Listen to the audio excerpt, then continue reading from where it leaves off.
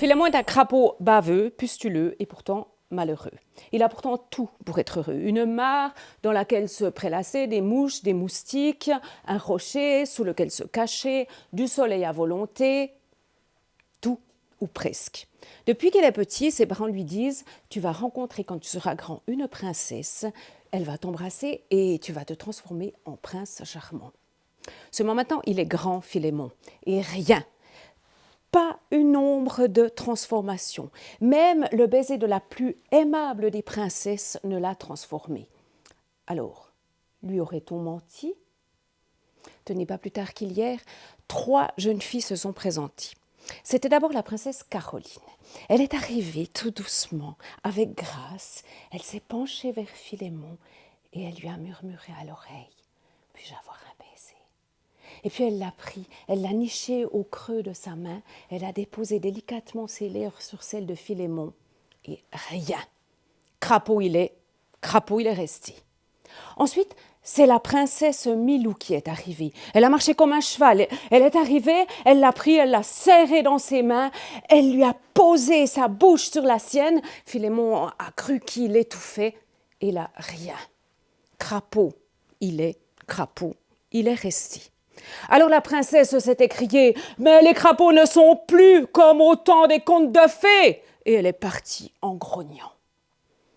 Ensuite, c'est la princesse Radégonde qui est arrivée. Et là, elle est arrivée d'un air dédaigneux.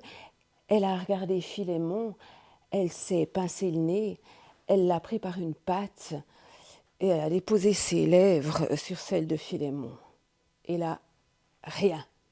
Crapaud il est resté.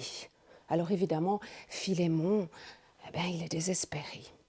Aujourd'hui, il sort de sous son rocher, il soupire, il s'étire et tout à coup, il entend un bruit. Il regarde au loin. Ce n'est pas une princesse. C'est un jeune homme qui arrive. Il s'assied à côté de lui sur le rocher. Il le regarde et d'un air las, il lui dit « Je me présente. Je suis prince Arthur, de fière allure. » Et le silence s'installe. Il faut dire que dans le ventre de Philémon, ça fait des choses, ça fait des frétillements, ça fait des glis-glis, ça fait des... Et le prince reprend. Je ne trouve personne à aimer, personne avec qui me marier. Ah ben ça tombe bien, lui répond Philémon. Moi j'en connais des princesses, j'en connais des dizaines. Je pourrais peut-être vous les présenter. Non, je crois que les princesses, c'est pas pour moi. Et le silence revient.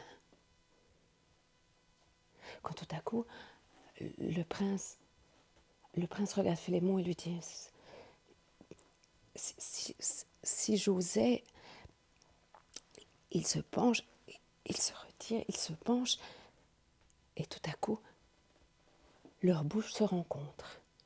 Et là, bam! Philémon se transforme en prince charmant. Les 2 jeunes hommes se regardent, des étoiles plein les yeux. Ils se prennent la main, ils s'en vont. Peut-être qu'ils vont se marier et peut-être qu'ils auront beaucoup d'enfants.